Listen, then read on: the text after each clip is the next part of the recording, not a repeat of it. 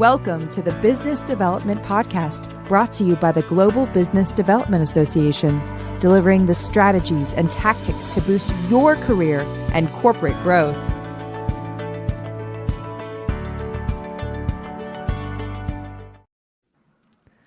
Welcome, everyone, to the podcast from the Global Business Development Association. And the name of the podcast is What is Business Development?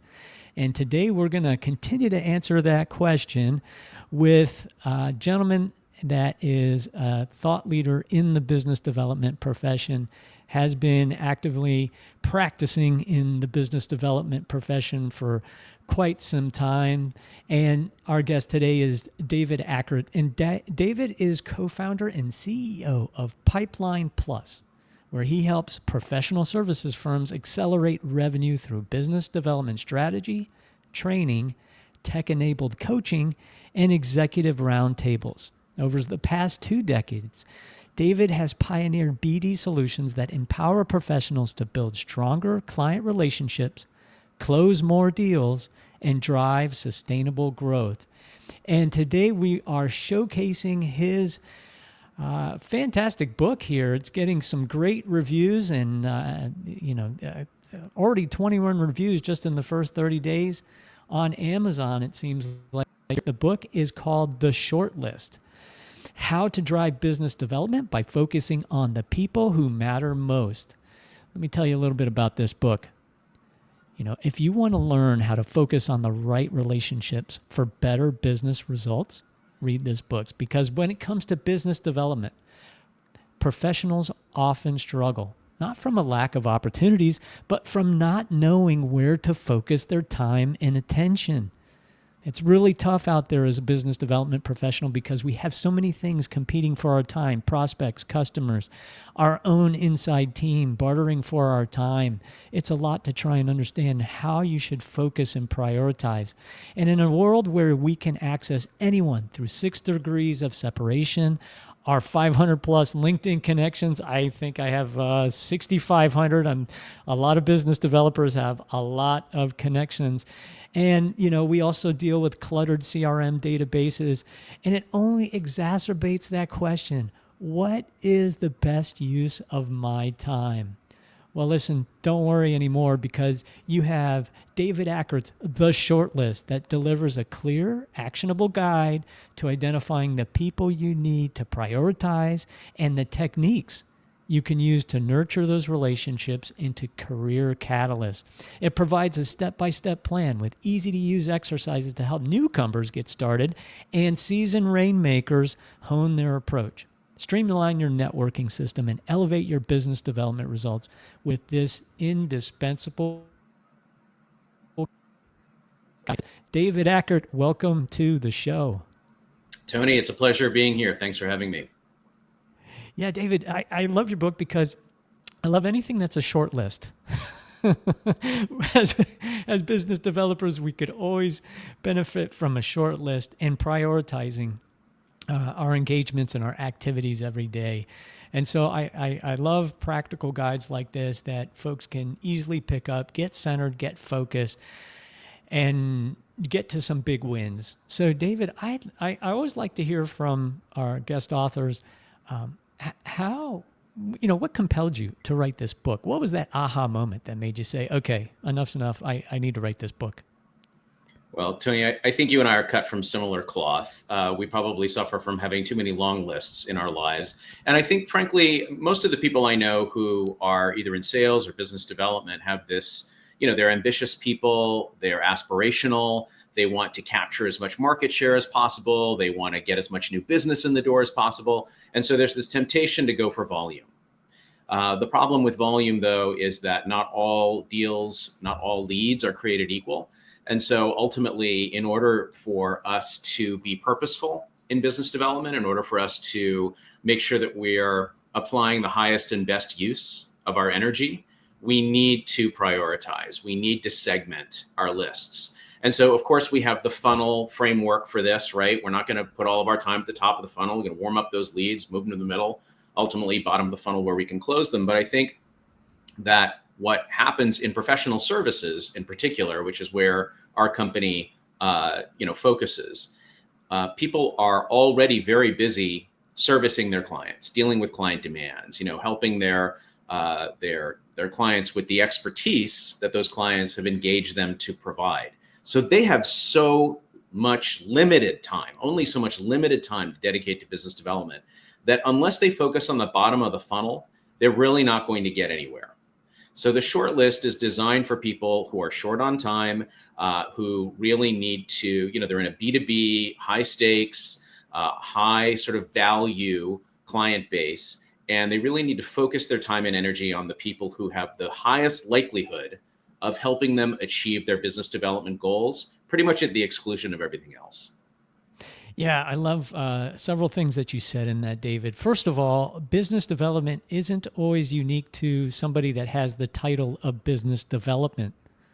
And there are a lot of professionals that are in services industries, whether you're talking attorneys, accountants, the list goes on and on, engineering, architecture, on and on and on, where often it is expected that those practitioners within that profession, whether you're a lawyer, accountant, or whatnot, you need to do business development as well. A lot of those firms do not have dedicated BD assets.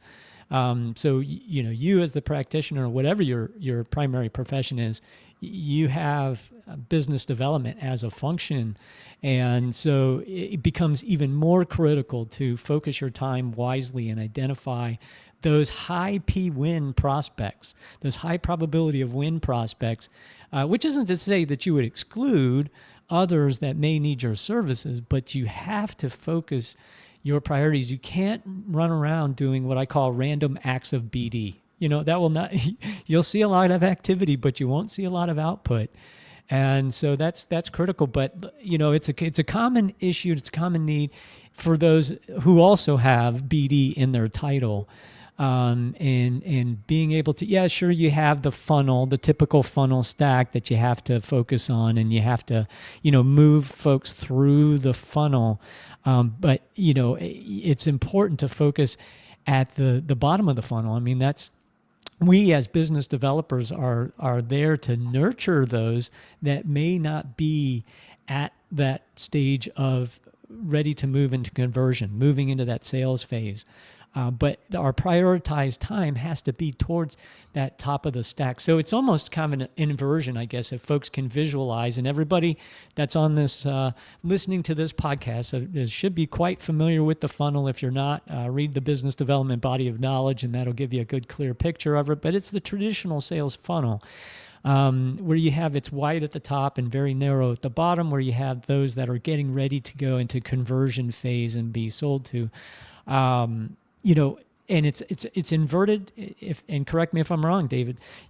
Your time and attention should be an inverted cone. So whereas the sales funnel may be large at the top and small at the bottom when folks are ready to be converted, your time and effort as a business developer should be inverted. Your time and attention should be small at the top, and very broad and very intense at the bottom, where you have folks that are really ready to buy. They've declared intent and they are ready to move into conversion. Would you disagree with that? I think it really just depends on the business of the practice at hand. Ultimately, the way I sort of see the funnel in professional services is that it definitely starts in the traditional way, where you've got a lot of cold leads at the top and very few people who are ready to engage at the bottom. But then, to your point, it kind of flares out once you've converted them into clients. Because at the bottom of the funnel, now you're looking to create more client contacts within each organization. And so in that sense, you definitely are expanding as opposed to concentrating. But the top end of the funnel is traditional. And, the short list, again, just focuses on those folks who are right here toward the bottom of that sales funnel. And in fact, the book talks about how in professional services, what we've learned is that you're looking at somewhere between 9 and 35 people, and they're not just prospects. So you have 9 to 35 people in your short list, and they are, especially in professional services, going to include referral sources. In a large firm, that might be internal referral sources, colleagues with whom you can cross-sell. But they would also include external referral sources who bring work to you. And then it would also include some clients who you're looking to reconvert, so that you can flare out at the bottom again with cross-selling additional services. But again, it's a very concentrated exercise because most professional services, people who are rainmakers or, who are aspiring to be rainmakers can focus on 9 to 35 people. They can't focus on the 500 plus LinkedIn connections. They can't be expected to get involved in the marketing exercises that really look to warm leads up so that people have the awareness of what you do and ultimately are at that buying or referring stage. Yeah, that's great. And spoken like a true business developer. Business development does not stop at the conversion phase. Right. It continues into the customer success and the customer growth phase. The ultimate mission of business development and the way it's defined in the business development body of knowledge is that business development is customer and community advocacy that creates growth. And it's a double entendre, actually. It's we advocate for our prospects and clients and ideally convert them, expand that portfolio, the services that we provide to them. But ultimately, our objective is to make them love our capabilities so much and see the value that we provide to them that they become our advocates. They become referral sources, powerful referral sources. So a lot of goodness packed into what you just said, David. It's fantastic. So I can't wait to actually get into your top 3 tactics. We always love to have folks like you come on the show, tell us your top 3 tactics. I know we kind of danced around the subject already, so we've laid the foundation. Let's, if it's okay with you, let's jump right into it. How's that sound? Yeah, and happy to do that. And, I just want to take a moment and say that frameworks and roadmaps and guides, things like the shortlist and things like your body of knowledge are really critical in business development for 2 reasons. What I find is in professional services, until people in those disciplines have sold, they really don't know how to sell. In fact, most of them have an aversion to selling. And a lot of people, as you say, with that business development title, maybe they're supporting the rainmakers, or maybe they're in sort of a sales ops role within a firm. They may not necessarily have ever sold anything themselves either. They're not necessarily rainmakers who are now in an ops role, right? So guides like the shortlist, guides like your BOK, really critical for people to understand what are the steps, because it may look easy, but the generic advice generally isn't going to work. What you want is guidance that is reflecting sort of proven methodologies. And so with that, I'll launch into a few that, might be helpful, sort of ripped from the pages of the book, so to speak. The first one I've already touched on, 9 to 35. The way we got to those numbers is that we have an app that we've had in the marketplace for about 10 years now called Pipeline Plus Tracker. And seller doers use that app to track their shortlists. So you can imagine after 10 years of being in the marketplace, we've amassed a lot of data. We have millions of data points from all the seller doers who have put their shortlists into the app and tracked their progress with those people. And what we've done is we've taken the subset of users who have grown their business while they were using the app. So they report things like, oh, I got some new business, right? And so we look at those successful users and we find that those successful users have between 9 and 35 targets in their shortlist. The targets could be referral sources, they could be, prospects, they could be clients. But those who have fewer than 9 have too few at bats. And so that's the first thing that I would just urge people to keep in mind is when you're working with somebody who is bringing business into the firm or trying to, or if you are that person yourself, consider that, when you're scratching your head and saying, well, I only have 3 clients that I'm trying to expand, and I only have this one referral source who's ever brought me anything. And I don't know, there's a couple of people I could probably sell to. It's too few. You're not going to be able to build a sustainable book of business until you get to 9, or at least that's what our data from the last decade tells us. And if you're trying to bite off more than you can chew with more than 35, what I can tell you is the users that we've seen using the app are like, I know everybody, throw everybody in there. They just get overwhelmed. They don't have the time to have that many lunches or send that much customized thought leadership or do those many site visits and all the things you need to do to nurture that short list of people who you've identified are the highest potential relationships in your network. So that's the first takeaway I would say is 9 to 35, don't go below it. Don't go above it unless you really are an outlier and you've proven to yourself that you can build a sustainable book of business outside of those parameters. So that's number 1. Wow. I love tactic number 1. And what I really like, David, is that you have determined the magic number, 9 to 35, and it's based on high data volumes of your analysis over 10 years of thousands, right? I mean, Thousands, yes. of records and engagements and whatnot. And that is extremely powerful, folks, because there are a lot of people out there that are supposed BD gurus, sales gurus, marketing gurus, and they provide their advice based on hearsay and not based on hard data sets like David's. And that is, that, you can definitely take that to the bank knowing that it's been heavily researched. It's been proven. The magic number is 9 to 35. So I guess if you want to work 9 to 5 and still generate revenue for your firm, just remember 9 to 35. Tony, no one said that before. That's very clever. You should definitely keep that one in the back pocket. You heard that here for the first time, folks. David and I have we have joint copyright, but feel free to spread it around. That's right. Well, I'll share another one with you. Also mining from the data, because to your point, that's really where people should be looking for validated, proven best practices. So a lot of people who are endeavoring to develop business, especially in professional services where they haven't gone through formal sales training, they haven't developed that sales grit, right? They're really service providers who are trying to, work a network and bring in some referrals or some business. What they tend to do is they tend to quit too early. So what we found is, again, the subset of users in Pipeline Plus Tracker who were most successful had 14 interactions between first contact and first contract. So when they meet a prospective client at an event, let's say, or whatever it might be, typically how this goes, you know this, Tony, right? Is like, oh, nice to meet you. I'm a lawyer, or I'm a consultant, or I'm a whatever I am. What do you do? Oh, da-da-da. Oh, cool. Well, maybe we could work together sometime. Here's my business card, or let's connect on LinkedIn, or whatever it is. And then maybe after the event, the service provider will send an email. Great to meet you at that event. Please keep me in mind, or let me know if you ever need my help, or what have you. And that's it. And then, of course, nothing happens most of the time. Well, when we ask our users who have those few interactions why they stopped after one or two, they say, well, I don't want to be, salesy. I don't want to be too aggressive. I don't want to come off the wrong way. Besides, I don't even know what to talk to this person about. I mean, I told them, hey, here's where you find me if you need me. Hopefully they'll keep me in mind.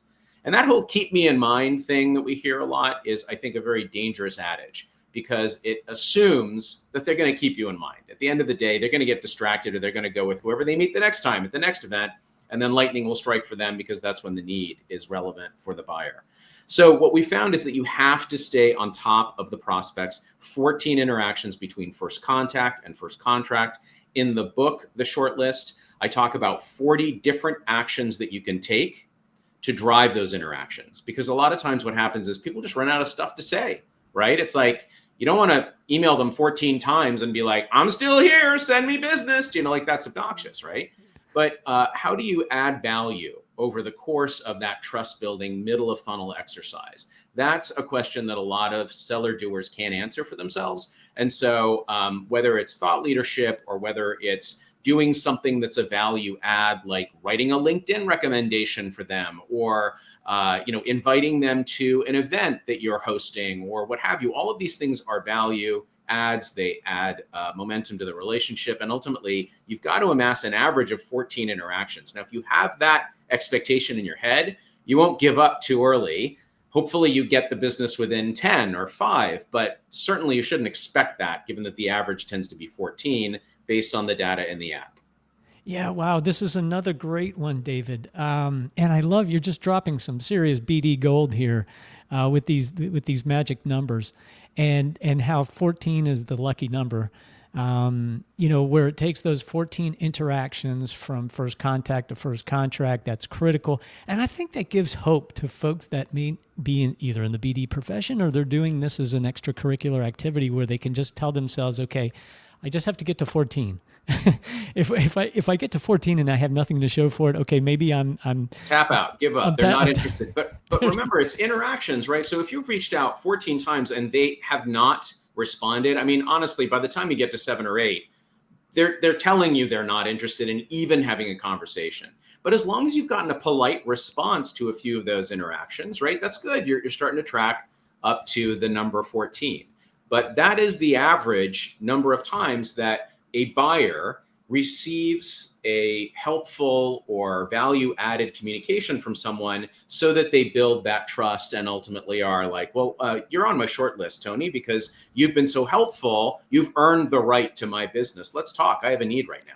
Yeah, wow. And I agree with you so much, David. This is fantastic because I think what you're saying is, look, you have to deliver value. These just can't be just vanilla drip campaigns that you're just bludgeoning your prospect with, here's just a regular, a piece of content that I found I'm sharing with. No, it has to be, you have to deliver value in each one of these engagements. It doesn't need to be, a five-page custom report, but as long as they can see that you are looking out for their best interests. And, this kind of goes along the lines, I often tell folks, that are hesitant or, they're concerned about it coming across as salesy. I tell them this: BD people are not salespeople.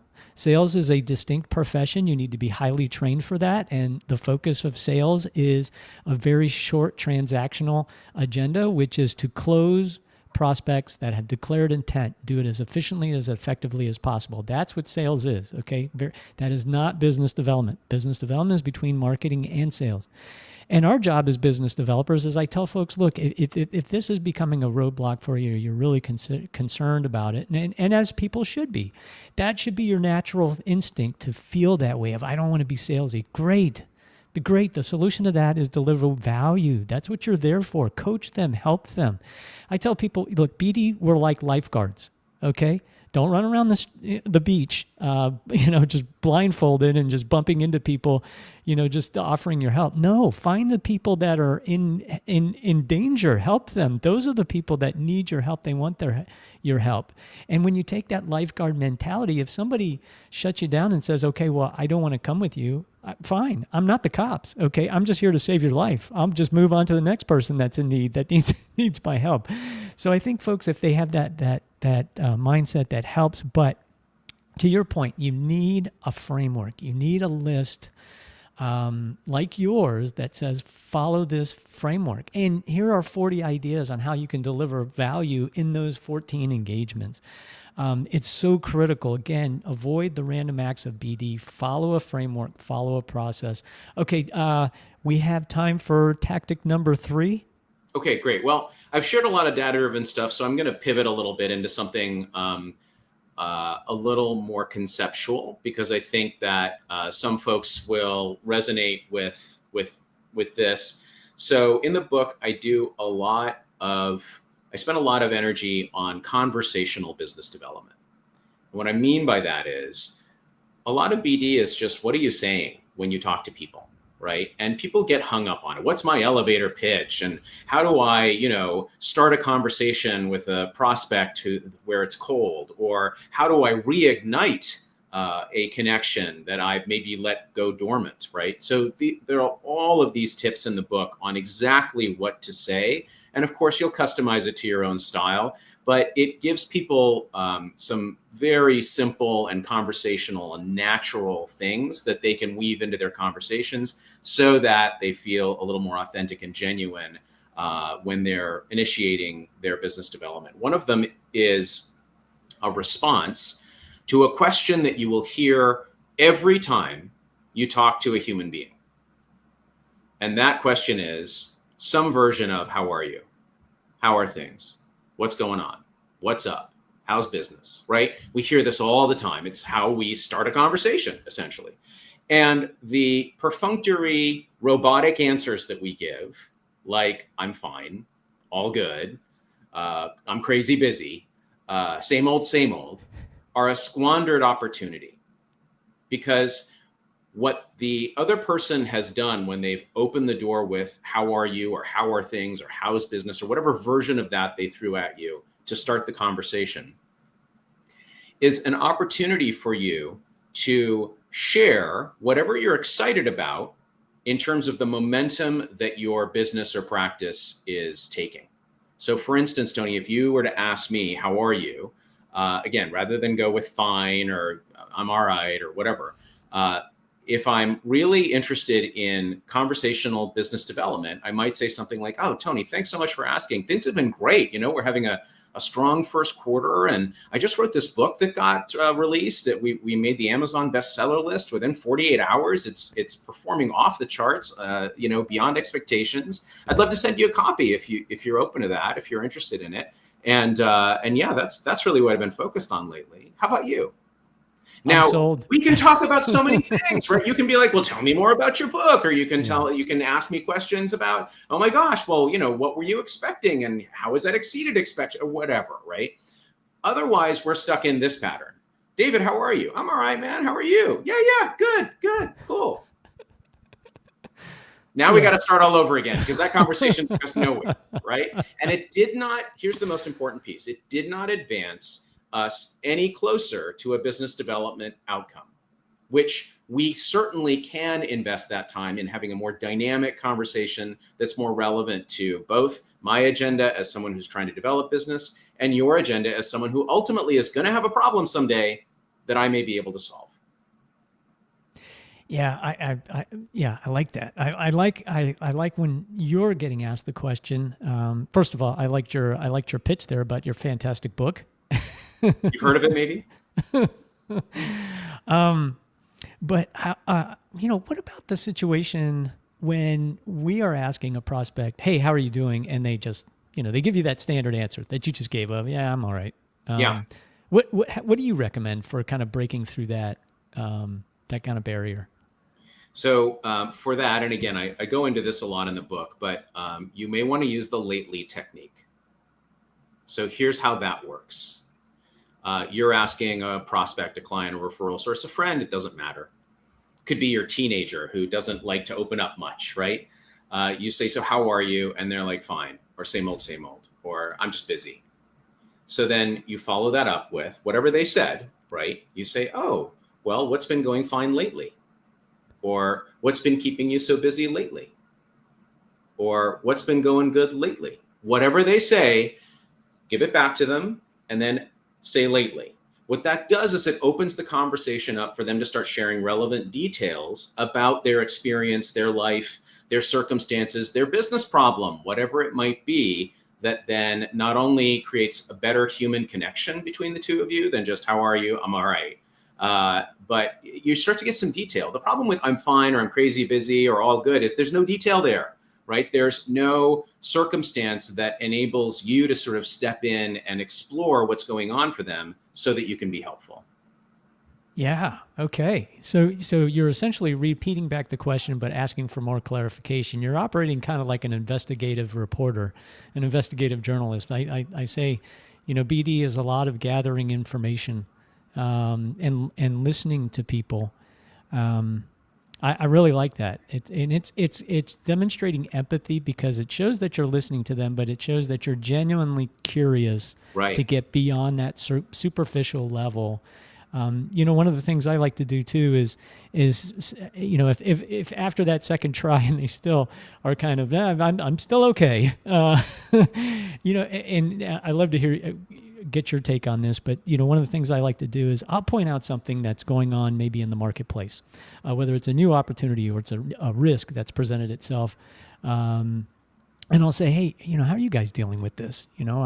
We're hearing a lot of this going on. Some of our clients are struggling with X, Y, Z. You guys having that problem? Or, hey, I saw an opportunity. I heard, company XYZ is looking for a new attorney or a new accountant. Are you guys interested in something like, anything to kind of deliver value of, hey, this is what I've heard. Are you guys seeing this? It's a little bit of sharing that market intel. What do you think about that tactic? I think that there is a time in the conversation for that. Absolutely. I don't know that it's right after, how are you? And they've said fine. And then you said, well, what's going fine lately? And they've said nothing. Yeah. It's a hard pivot into, well, let me tell you about an industry trend, right? So I think, I agree with your point. I just think there's probably a little bit more conversation that needs to occur to kind of warm up to it, because you have to read the room, right? Like, they're giving you signals, and the signals that they're giving you is, I don't want to open up right now. So you might want to try to find out why. You might be like, okay, and I just want to make sure, is this good timing for us to have a chat? I get that, you're having a busy day and it might be better for us to, just either have this conversation some other time, or, sometimes just pointing to the elephant in the room has them open up and really be like, all right, no, I'm sorry. I know well, here's what's been going on with me. Right. But if you just try to sweep that under the rug and then jump into your next tactic, which is industry trends, it feels like maybe the connection you haven't earned that connection with them yet. So, I don't think there's anything wrong with if they're not opening much, either then you open up some and see if that helps, or just call them out on it and be like, and I just want to make sure, is this still a good time for us to chat? Right. Like, they'll get the hint. Yeah, that's great. Yeah, leading with empathy, all every step of the way. I like that. Well, David, we're kind of to the end of our allotted time here. I could talk to you for many more hours about your fantastic book, a lot that you have packed into it. Let me just summarize, if I can, for the audience, what we talked about today and your top 3 tactics. And tactic number 1 was, if you want to generate revenue for your company 9 to 5, then you need to focus on 9 to 35 contacts. 9 to 35 is the magic number that David and his team, with the software and the data analysis that they've done on thousands of engagements over the past 10 years, that number is known to be 9 to 35 prospects that you can focus on at any one time and have meaningful engagement leading to conversion. The second tactic, and this tactic I think is great, it's the lucky number 14. 14 contacts from first contact to contract. Those are the 14 interactions and engagements that you need. Again, proven by these high data volumes that David and his team have analyzed over the past 10 years. 14 is the lucky number. And then finally, tactic number 3, engage icebreakers that are empathetic. Ask them how they feel. What's going on? How's their day going? What are they focused on? Questions like that to get them to open up and engage and share with you not just their extrinsic activities, but also intrinsically, what is going on in their lives and how do they feel about that? David, did I summarize the top 3 tactics? Yes, you did. And, with that third one, I think specifically using the lately technique, that word lately, if you can just remember to use that, then if you're not getting, sort of the warm reception that you're looking for, you can just come back to them. And again, it's conversational. It's not a weird question. It's just a follow-up. And I do find that people, especially people who are engaged in business development, really can grab onto those anchors or those hacks, and then they can use them repeatedly when they're engaged. Fantastic. Well, folks, I bet you're probably listening to this wondering, wow, what are the other great tactics David has in his fantastic book, The Short List. It's available on Amazon. You can grab it now. I'm looking at it, $1.99 actually on Kindle, and it's available in audiobook and hardcover. It's The Short List, How to Drive Business Development by Focusing on the People Who Matter Most. David Ackert. They can also, I just want to say, they can go to pipelineplus.com/theshortlist. There are a lot of resources there they can download for free. And, worksheets and the 40 actions matrix that I talked about is available there. So that's another good resource to go to. pipelineplus.com/theshortlist. Well, David, we will be sure to put that in the show notes and make that available to everybody listening to the show. Again, thank you so much for sharing your time with us. Thank you for publishing your book and advancing the profession of business development and all of the contributions that you make to advancing the art, science, and ethics of business development. David Ackert, thank you so much for joining us today. Thanks for the opportunity, Tony. Great to chat with you today. Thank you.